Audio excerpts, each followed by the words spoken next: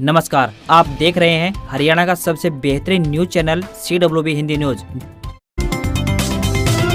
Ukraine पर हमले का 6वां दिन, कीव में रहने वाले भारतीय तुरंत शहर छोड़ें, इंडियन एम्बेसी ने जारी की इमरजेंसी एडवाइजरी। यूक्रेन पर रूस के हमले के 6वें दिन राजधानी कीव में आम नागरिकों पर खतरा गहरा गया है। यूक्रेन में मौजूद इंडियन एम्बेसी ने सभी भारतीय नागरिकों को तुरंत कीव छोड़ने को कहा है। एम्बेसी की तरफ से जारी इमरजेंसी एडवाइजरी में कहा गया है कि भारतीय जिस भी हाल में है उसे तुरंत शहर छोड़ देना चाहिए।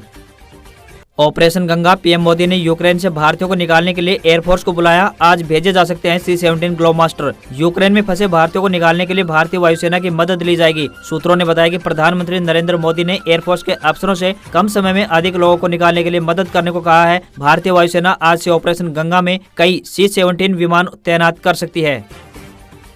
रूस यूक्रेन जंग के खिलाफ बॉलीवुड हॉलीवुड। सलमान की गर्लफ्रेंड यूलिया ने पुतिन को बताया अपराधी। प्रियंका ने कहा खौफ में मासूम। लेडी गागा बोली मुस्कुराने नहीं देती दुनिया। कई अभिनेत्रियों ने सोशल मीडिया के जरिए रूस यूक्रेन के संकट पर गहरी चिंता जताई है। Hollywood superstar Angelina Jolie, Lady Gaga, Priyanka Chopra, Richa Chadha, Iulia Vantur से लेकर तमाम हस्तियों ने अपनी अपनी प्रतिक्रिया दी है।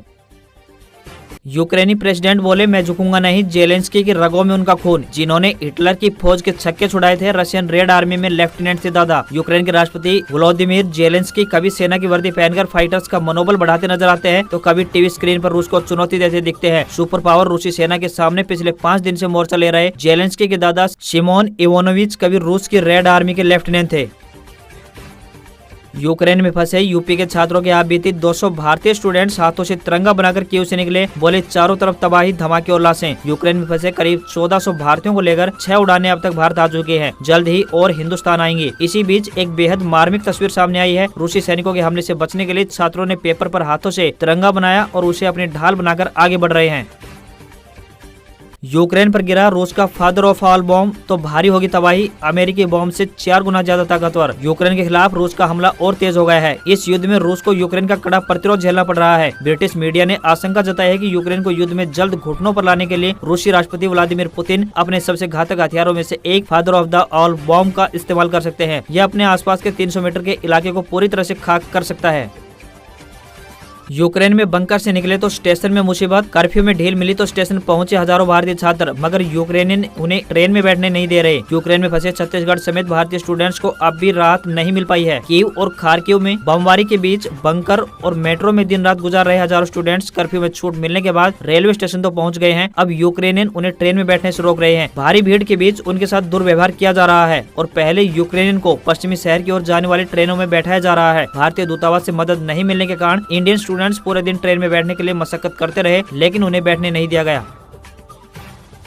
सैटेलाइट इमेजिंग कंपनी मैक्सॉट टेक्नोलॉजीज की तरफ से जारी सैटेलाइट इमेज में दिखाई दे रहा है कि रूस की सेना राजधानी कीव से लगभग 27 किलोमीटर दूर एंटोनोव हवाई अड्डे के पास तक पहुंच चुकी है। यहाँ करीब 40 किलोमीटर लंबा सैन्य ट्रकों और टैंकों का काफिला दिखाई दिया। अमेरिकी रक्षा विभाग पेंटागन का कहना है कि यूक्रेन बॉर्डर पर तैनात रूस की सेना के करीब 75% सैनिक यूक्रेन में प्रवेश कर चुके हैं। यूक्रेन ने दावा किया है कि अब तक की लड़ाई में लगभग 5300 रूसी सैनिक मारे गए हैं। यूक्रेनी सेना ने लगभग 151 टैंक, 29 विमान और 29 हेलीकॉप्टर को तबाह कर दिया है। दूसरी तरफ संयुक्त राष्ट्र मानवाधिकार कार्यालय ने यूक्रेन में 94 लोगों की मौत और कम से कम 376 नागरिकों के घायल होने की पुष्टि की है।